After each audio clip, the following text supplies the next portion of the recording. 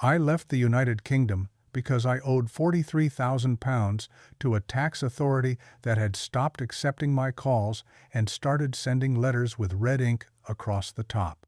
I am 64 years old. I spent 38 years as a chartered accountant in a small firm in Reading, and the irony of what I am about to tell you is so thick that I sometimes laugh out loud at it when I am alone, which is most of the time now. I came to Thailand to escape a financial mess of my own making. I walked, with my eyes wide open and my passport clutched in my hand like a lifeboat ticket, into a financial mess so much larger and so much more sophisticated that my original problem now looks, in retrospect, like a parking fine. I had £475,000 in liquid assets when I landed at Suvarnabhumi Airport on a humid Tuesday morning in March.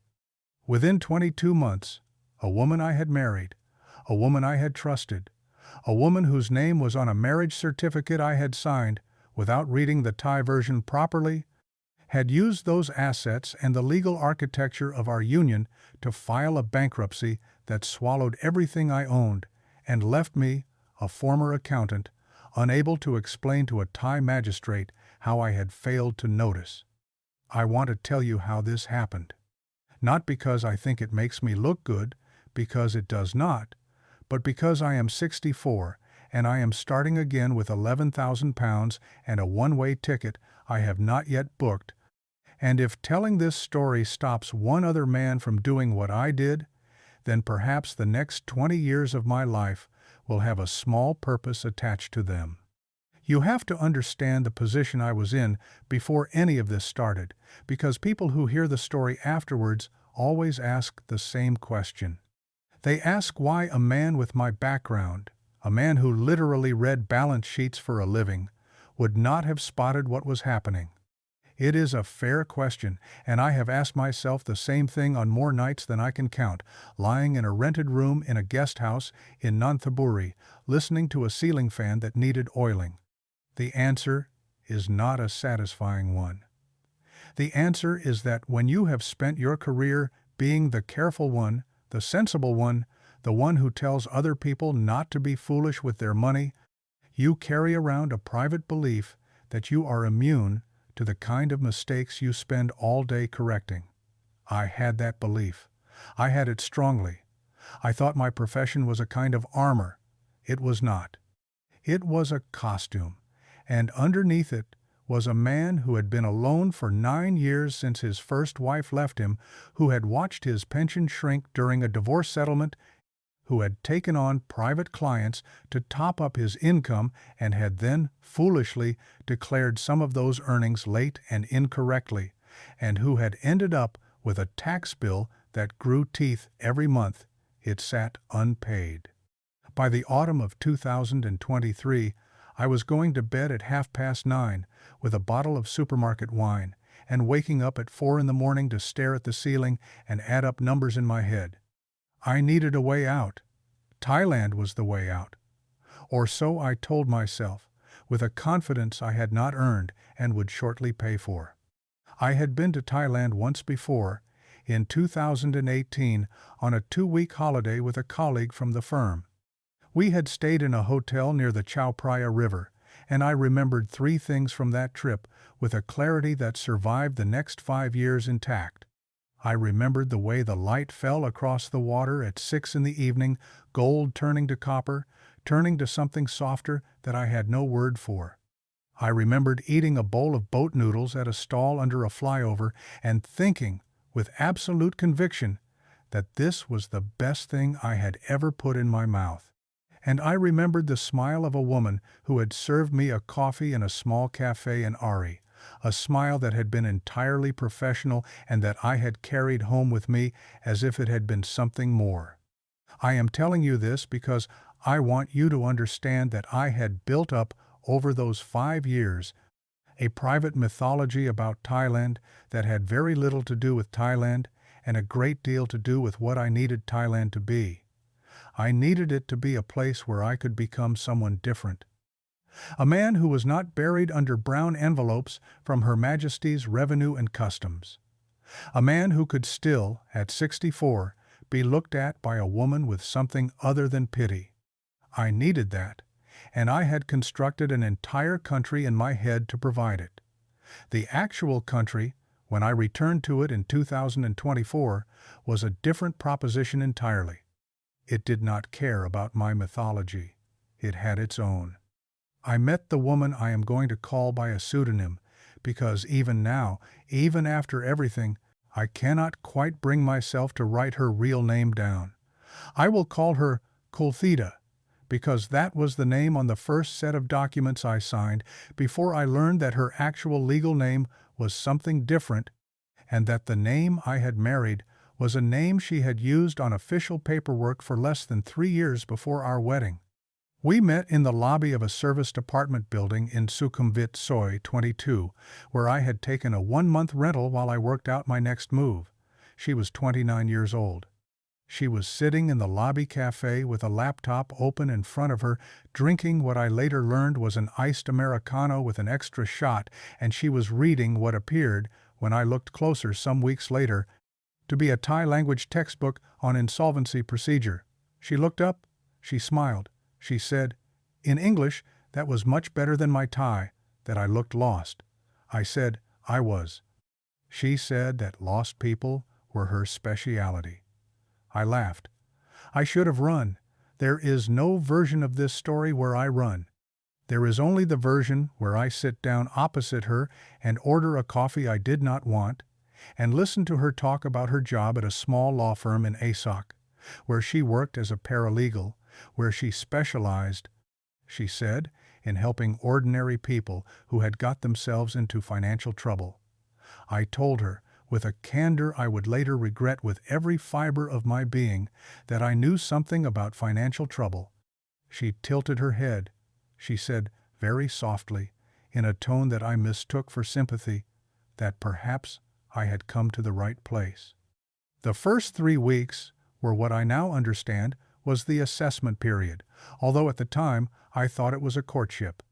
We met for coffee, then dinner with a friend of hers who turned out to be a colleague from the law firm, a woman in her late 30s with a sharp face and sharper eyes, who asked me questions about my financial situation that I answered with the loose-tongued enthusiasm of a man who has not had a real conversation with a woman in nearly a decade. I told them about my tax problem. I told them about the £475,000 I had moved into a Thai bank account through a perfectly legitimate transfer arrangement that an agent in Bangkok had set up for me.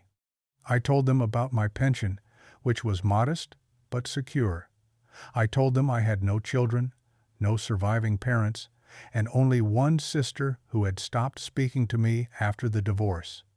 I gave them, in essence, a complete picture of my financial and emotional vulnerabilities, and I did so over the course of 3 pleasant evenings while believing that I was simply being charming. Looking back, I realized that the woman across the table was not flirting with me. She was conducting a free consultation. The difference between the two activities is, in retrospect, not as large as you might think. By the 4th week, Kofida had moved a small bag of her belongings into my serviced apartment. By the 6th week, she had introduced me to her family, which consisted of a mother in her late 50s who lived in a province in the northeast, a brother of 31 who worked in what she described as small business administration, and a younger sister who was studying for a postgraduate qualification in Bangkok. Each member of this family, when I met them, was warm and polite and made me feel, in their company, like a respected elder. The mother cooked me a meal of somtam and grilled chicken and laughed at my efforts to handle the chili. The brother shook my hand with a firm grip and asked, in slow, careful English, about the football team I supported. The sister asked me, with a shyness that seemed genuine, whether I would help her practice her English for an upcoming examination. I left that first family visit feeling something I had not felt in years, which was a sense of being absorbed into a unit larger than myself. I want to record here that I do not believe every member of that family was a willing participant in what came afterwards. I think the mother knew nothing. I think the sister probably knew nothing. The brother, I am less sure about. The brother had a quality of watching me that I noticed at the time and dismissed, and that I now think was the careful attention of someone calculating the dimensions of a room he intended to redecorate. Kofida proposed marriage to me, or rather suggested that we should think about marriage, in the 8th week of our relationship. I was the one who actually said the word first, because I had been raised to believe that the man should propose, but the suggestion had been so carefully laid in front of me over a period of weeks that by the time I said it, I felt as though I was reading from a script someone else had written. She said her mother had been asking about my intentions. She said that in Thai culture, it was important to formalize relationships, particularly when an older man and a younger woman were involved, because otherwise people would assume the worst.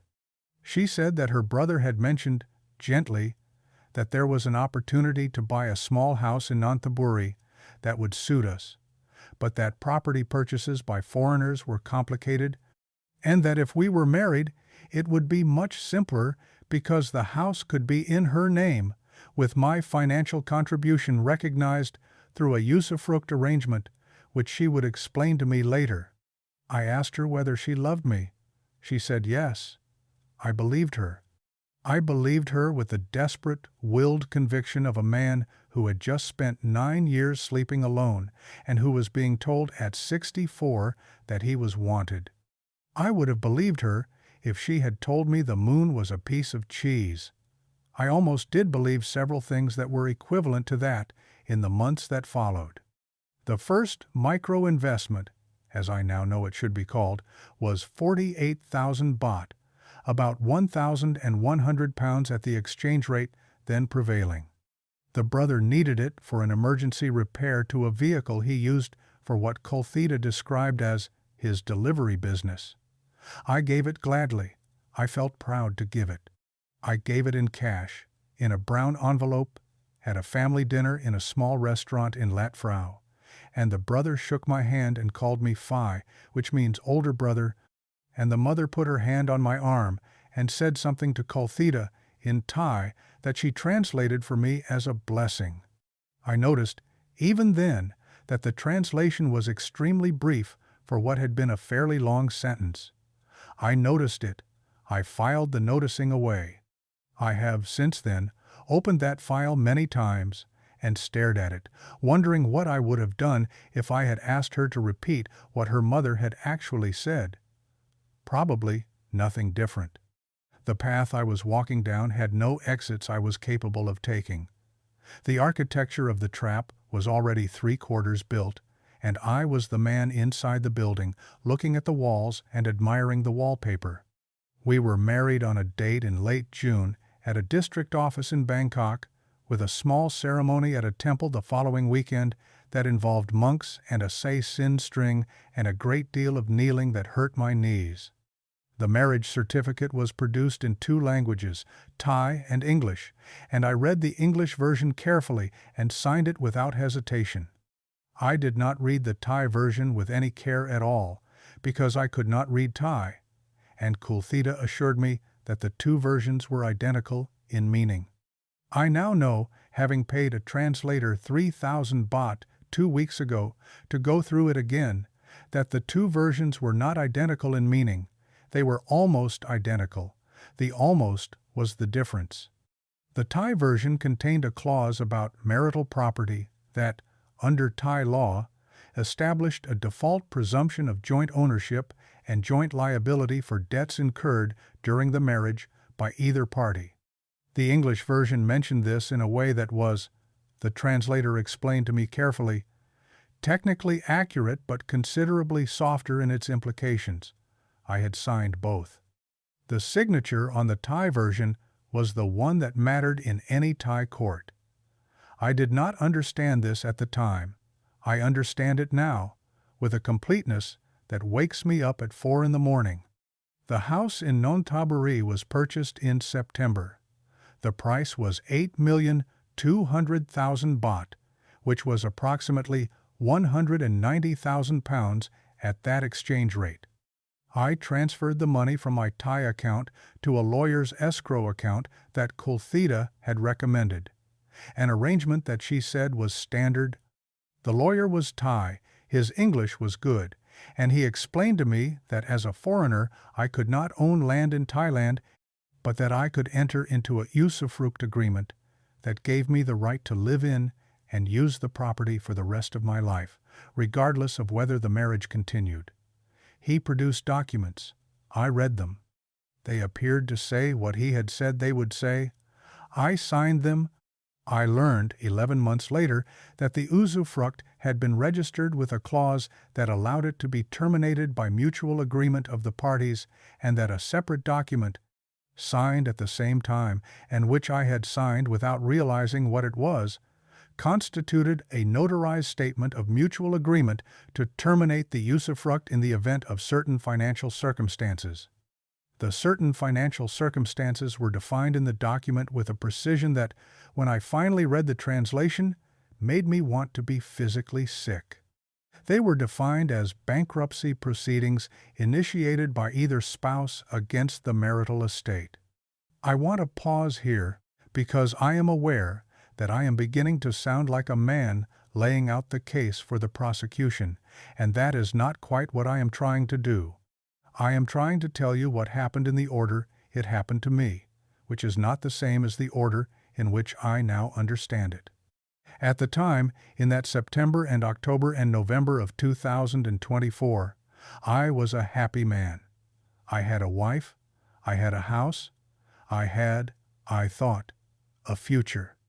The tax problem in the United Kingdom felt from the perspective of a balcony overlooking a small canal in Nonthaburi, like a problem belonging to a different and slightly comical man. I was sleeping 8 hours a night. I had stopped drinking.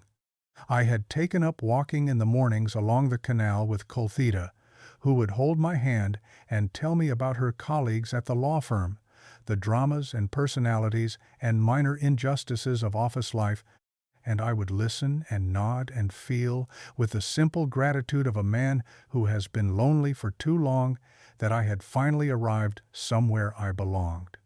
I noticed that she sometimes took phone calls outside on the balcony rather than in the main room of the apartment. I noticed that her brother visited more often than I would have expected, and that they would sit together at the kitchen table looking at her laptop with a focus I assumed was about his delivery business. I noticed these things. I assigned them no significance because I was happy, and a happy man notices nothing he is not actively looking for. The first warning came from a man I will call Trevor, even though that is not his name and not even a name in the same general region of names. Trevor was a British expatriate in his early 70s, retired from the Merchant Navy, who had been living in Thailand for 19 years, and who I had met at a small bar near the apartment that catered to the kind of foreign men who drank a single pint slowly while reading a newspaper. We had fallen into conversation, then into a routine of meeting on Thursday afternoons, and over the course of 3 months he had become, without either of us using the word, a friend.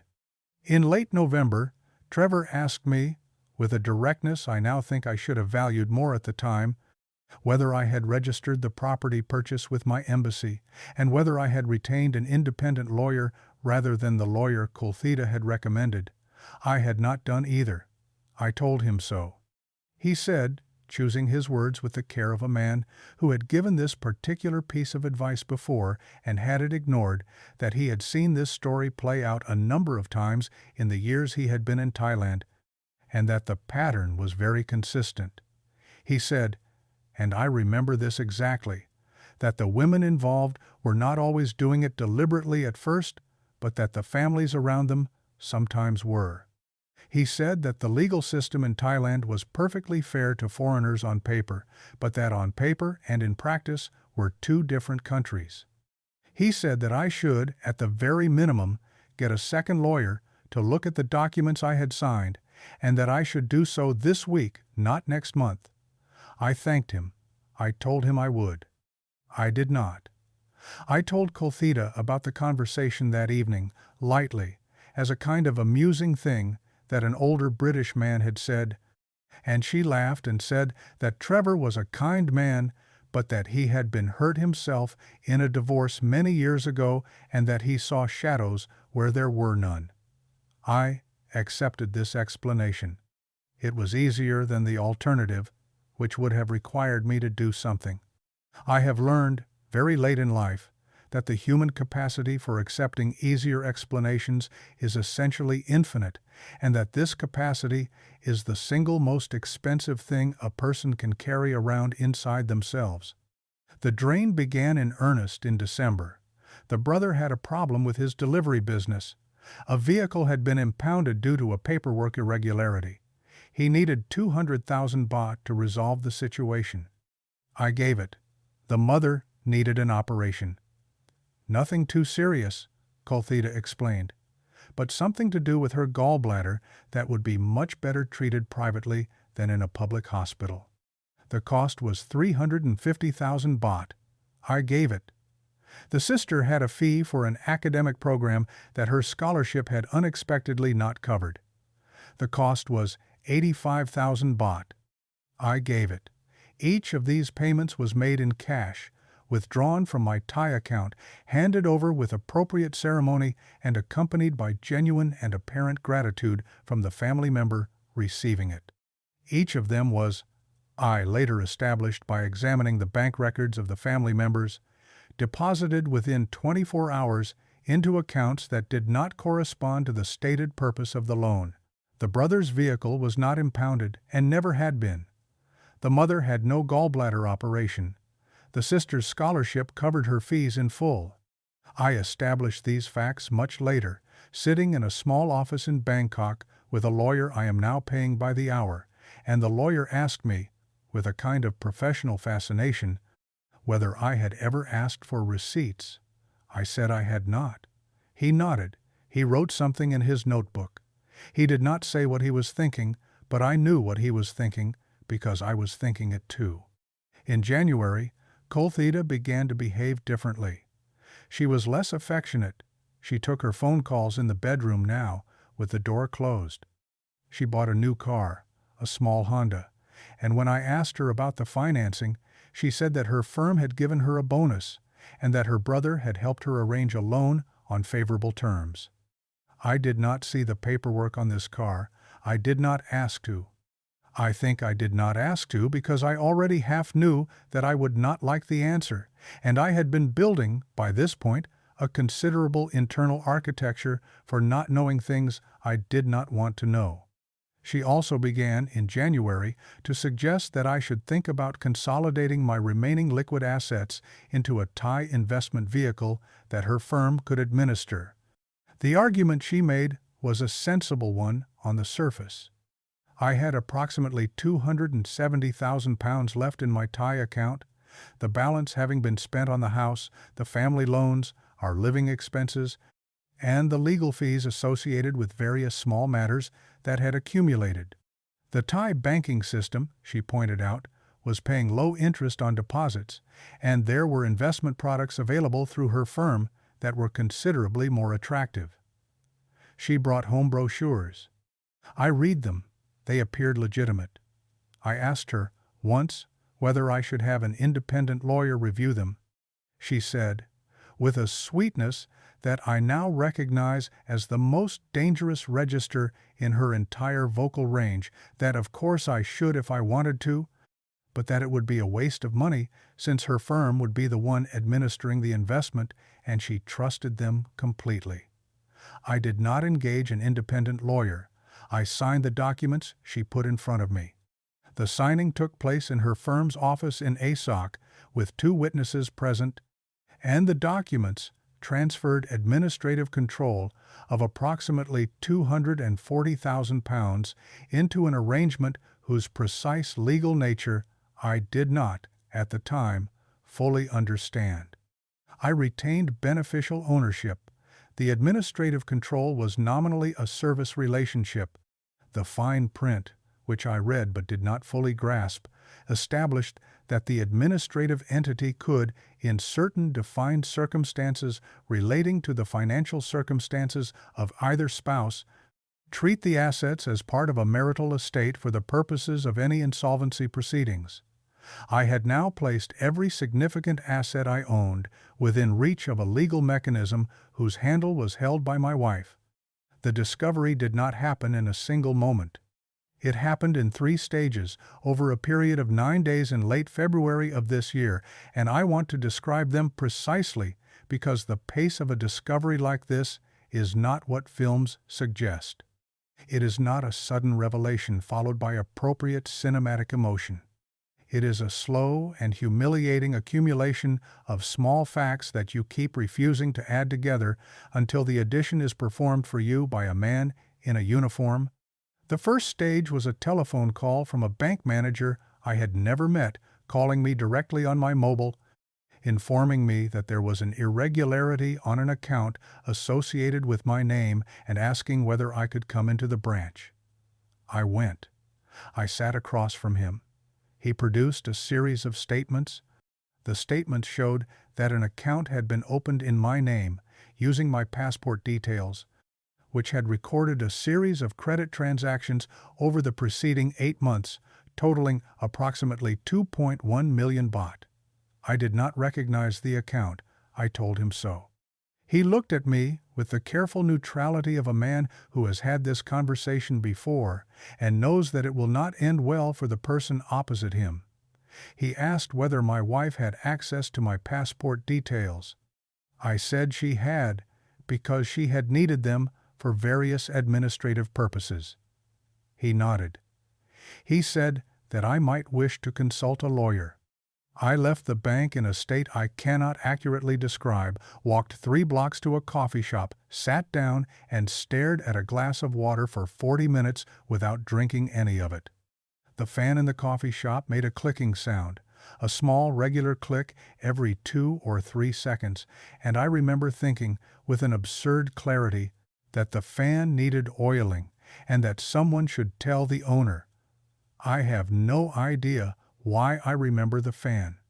I remember it more clearly than I remember walking back to the apartment. The second stage came 4 days later, when a police officer arrived at the apartment with a document in his hand and a younger officer behind him. The document was a notification that a police report had been filed by a bank, not the same bank as the first one, alleging fraudulent use of identification documents in connection with a series of credit card applications. My name was on the report as the registered holder of the relevant cards. The officer was polite. He asked whether I could account for the applications. I said I could not. He asked whether I knew where my wife was. I said I did not, because she had left that morning to visit her mother, or so she had told me. The younger officer looked at the older one. The older one said that I might wish to make myself available for further questions in the coming days, and that it would be advisable not to leave the country until the matter was clarified. They left. I sat on the couch in the apartment for what I now estimate was about 6 hours, doing nothing. I did not eat, I did not drink, I did not call anyone. I sat. I was, I now realize, in a kind of shock that I had read about in articles but had never previously experienced, a state in which the ordinary mental machinery for processing information simply switches off, and you become, briefly, an object rather than a person. The third stage came on the afternoon of the 9th day, when a courier delivered an envelope from the law firm where Kofida worked. The envelope contained a copy of a petition for personal bankruptcy that had been filed that morning at a Thai court in Kofida's name. The petition listed her debts, which were substantial, running into several million baht. The petition listed her assets, which were minimal. The petition also referred, by reference to the marriage certificate I had signed in June, to the marital estate as a whole, and it requested that the court treat certain assets as falling within the marital estate for the purposes of equitable distribution among her creditors. The assets so listed included the house in Nonthaburi, the investment vehicle into which I had placed £240,000, and the residual cash balance in what I had believed was my personal Thai bank account. I read the petition 3 times. The third time, I noticed that the lawyer who had drafted it was the same lawyer who had handled the original house purchase. I noticed that the witnesses to the various documents I had signed over the previous year were largely the same 2 or 3 people. I noticed that I was, in legal terms, the source of a great deal of money and the holder of very little of it, and that the legal architecture by which this transformation had been accomplished was elegant, careful, and, as far as I could tell from the petition, almost certainly enforceable under Thai law. I sat down at the kitchen table and did finally what I should have done many months earlier. I picked up a pen and a piece of paper, and I began to write down, in careful columns, what I had brought to Thailand and what I had left. The 2 columns were so different from each other that when I finished the calculation, I laughed out loud. It was not a happy sound. It was the sound of a man recognizing, for the first time in his life, that he had been outmaneuvered by people who had taken him seriously enough to plan for him, and that the planning had been better than his planning, and that planning is what he had been paid for 38 years. I went to bed. I did not sleep.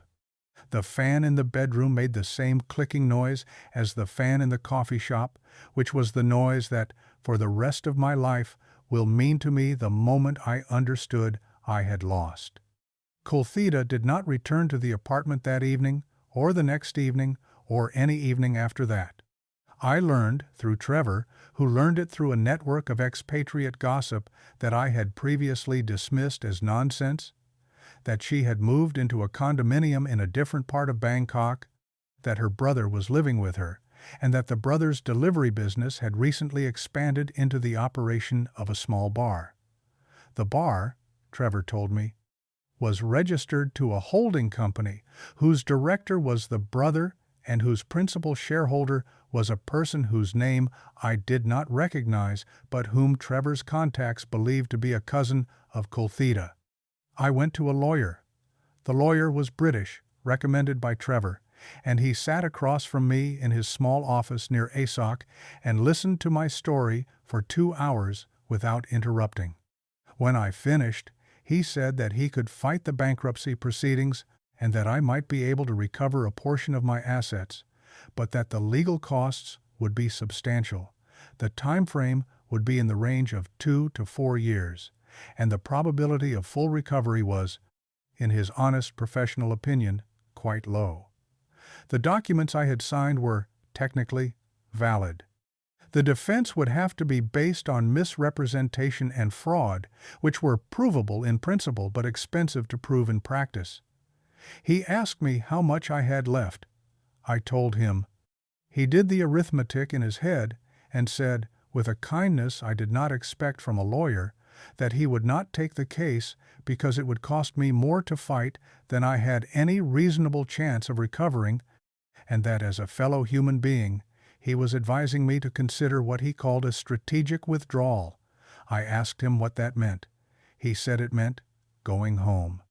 I want to record, for the sake of completeness, the conversation I had with Kofida by telephone 3 weeks after she left the apartment. She answered the phone after the 11th ring. Her voice was calm. I asked her, in a voice I tried to keep level, why she had done what she had done.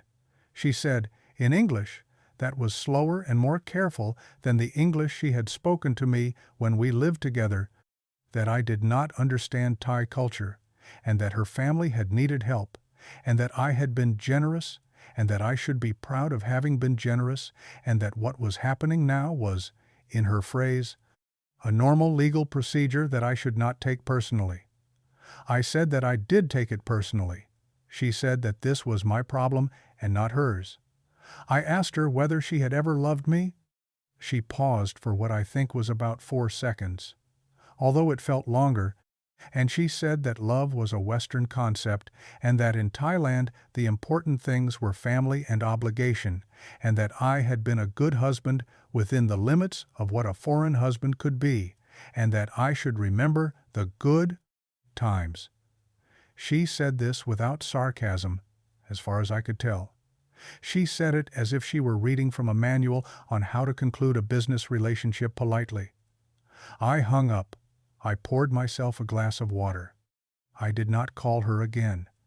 There was nothing to say that she would have understood, and there was nothing she could say that I would have believed, and the asymmetry between what we had been to each other was now so total that further conversation would have been a kind of cruelty to both of us, although mostly to me.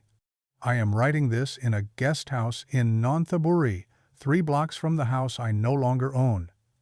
I have £11,000 left in a British bank account that I had forgotten about, an account I had used for direct debits in the United Kingdom, and that had retained a small balance through a quirk of the way I had set up my move.